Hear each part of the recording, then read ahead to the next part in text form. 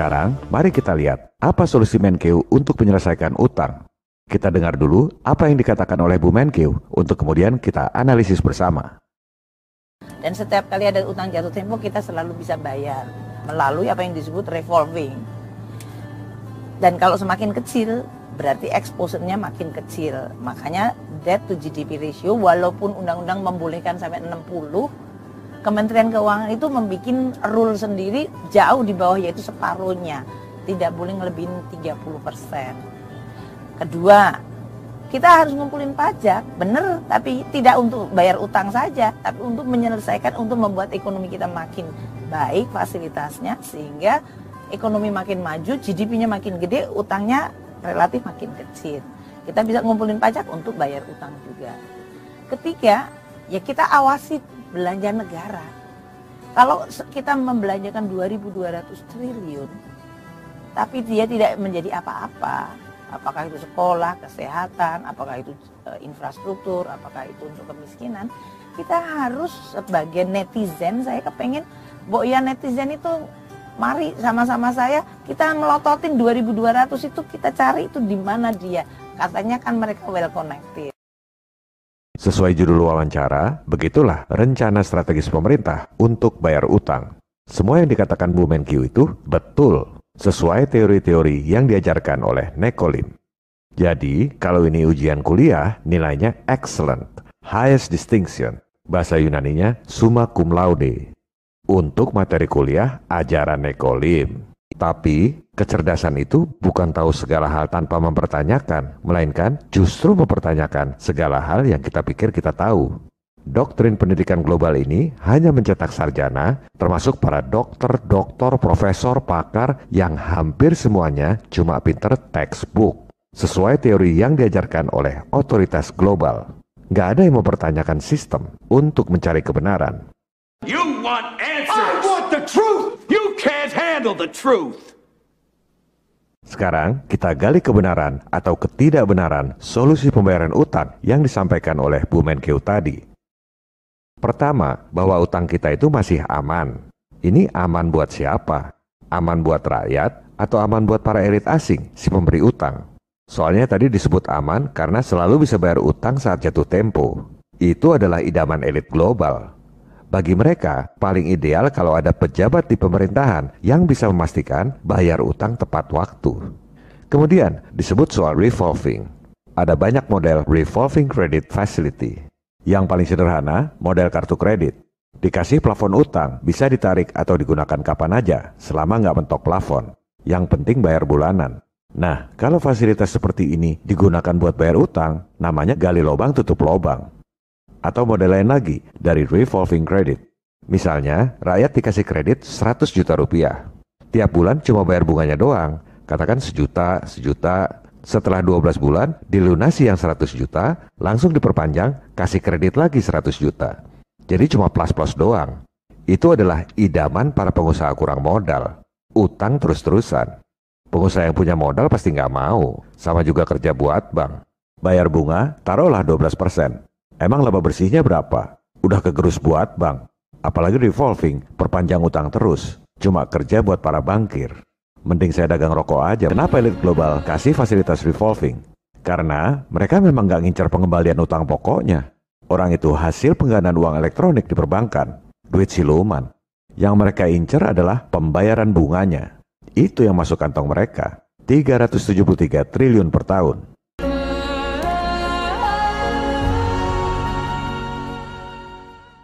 Kemudian, aman karena rasio GDP atau PDB. Nah, ini sesuai dengan judul episode kita.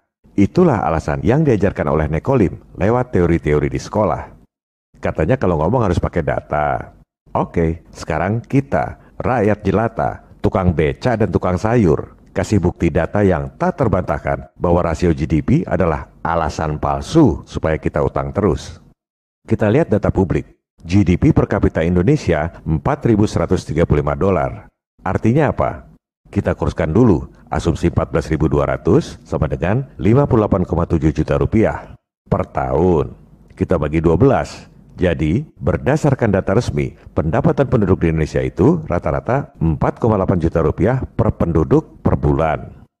Tapi kan di rumah itu nggak semua orang kerja. Taruhlah yang kerja suami, punya 2 istri dan 1 anak. Kebalik, punya 1 istri dan 2 anak. Berarti dianggap pendapatannya 19,5 juta rupiah per bulan per keluarga. Coba lihat saudara-saudara kita di Papua. Apa pendapatannya 19,5 juta rupiah per bulan per keluarga? Atau saudara-saudara kita di NTT, apakah pendapatannya 19,5 juta rupiah per bulan per keluarga?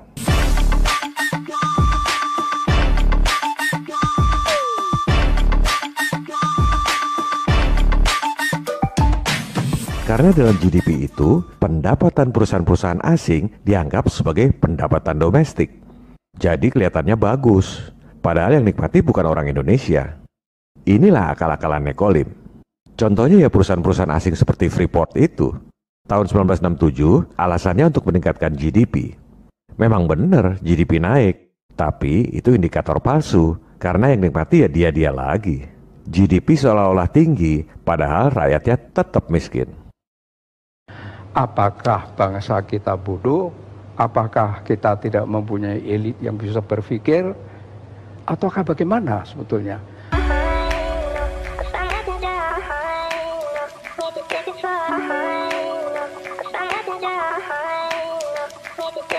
Bahwa Indonesia itu memang direkayasa, memang di-engineer oleh kekuatan asing untuk menjadi terpuruk, untuk menjadi bangkrut. Sejak tahun 1967, bulan November 1967 diadakan konferensi di Jenewa, diprakarsai dan dibiayai oleh Time Life Corporation. Di sana delegasi Indonesia dipimpin oleh Pak Sultan Hamengkubuwono ke-9 dan Pak Adam Malik. Mereka adalah pimpinan yang tertinggi untuk kalau tidak mereka tidak mau bicara. Tetapi di bawahnya itu kan tim ekonomi, karena yang dibicarakan ekonomi itu lengkap sekali. Yeah. Wijoyo, Didi Sastro, Muhammad Sabti, Subroto, Ibn semuanya lengkap dan sudah menteri semua. Tetapi counterpartnya tidak ada menterinya. Counterpartnya itu Bank Dunia, IMF, Bank Pembangunan Asia, dan pengusaha-pengusaha besar raksasa di bawah pimpinan David Rockefeller.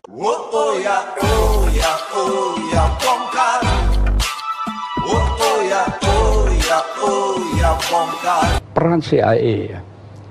CIA mempunyai salah satu pemimpin wanita yang namanya, atau eksekutif wanita yang namanya Claudia Martin. Claudia Martin memberi perintah kepada John Perkins, seorang pegawai dari perusahaan swasta di Portland, yang namanya perusahaan itu Main, MIN. Tapi itu cuma kedok. Dia adalah agen CIA yang diperintah oleh Claudia Martin untuk pergi ke Indonesia dan menciptakan proyek sangat besar dengan pembiayaan dengan utang. Berikan justification atau pembenaran bahwa proyek itu sangat penting. Kalkulasikan untung yang sebesar-besarnya, bangkrutkan Indonesia setelah semua utang kembali kepada perusahaan-perusahaan Main, Bechtel, Halliburton, Stone and Webster, dan Brown and Root. Katakan bahwa proyek ini akan meningkatkan PDB tanpa peduli siapa yang menikmati. Katakan juga bahwa PDB bisa naik oleh satu proyek saja yang besar. Oleh karena definisinya memang demikian. Berikutnya, solusi dari Bu Menkeu adalah pajak. Ini yang dari awal kita bicarakan. Rakyat disuruh kerja keras, dipajaki tinggi buat bayar utang pada para bankir asing yang kaya raya. Padahal sebenarnya tanpa utang pun kita mampu biaya pembangunan. Kita jangan ngomong rasio-rasio GDP palsu itu. Kita lihat aja angka nominalnya. APBN 2021 bayar bunga utang 373 triliun rupiah per tahun. Siapa yang mau bayar? 373 triliun itu cukup untuk ekuitas bikin 2 kali bank mandiri setiap tahun. Dibakar tiap tahun. 373 triliun itu cukup untuk membiayai APBD DKI Jakarta selama 4 tahun. Dibakar tiap tahun. Kalau ada pemuja utang yang bilang bahwa ngutang itu wajar, jangan ngomong doang. Coba bayar 1/4 jutanya aja, 373 juta tiap tahun. Mau? Saya sih nggak mau, makanya protes. Atau para pemuja utang itu bayar 10 jutanya deh, 37,3 juta rupiah tiap tahun. Mau nggak? Saya sih nggak mau, karena memang sebenarnya kita nggak perlu ngutang. Kita mampu biayai sendiri pembangunan. Kita akan bahas di episode 31 mendatang. Solusi ketiga dari Bu Menkyu, rakyat suruh pelototi penggunaan APBN. Loh, itu bukan tugas rakyat. Masa pejabat yang pada korupsi anggaran, rakyat yang disuruh pelototin? Rakyat sudah lapar, Bu. Kerja susah, cari duit susah, bernapas pun dibikin susah, disuruh pakai masker. Masa masih disuruh pelototin anggaran? Ngono ya ngono, ning ojo ngono. Kami berharap orang-orang secerdas Bu Sri Mulyani bisa memberi solusi konkret yang pro rakyat, bukan pro utang pada elit keuangan global. Dari ketiga hal tersebut, jelas sekali kelihatan bahwa Bu Menteri nggak punya solusi. Kami akan sampaikan solusi pembayaran utang 6.000 triliun dalam sehari pada episode 31 mendatang.